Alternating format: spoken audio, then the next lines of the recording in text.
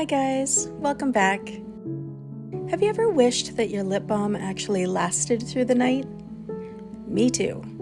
So today I'm sharing something that I've been working on. It's a natural moisturizing lip mask that stays on while you sleep.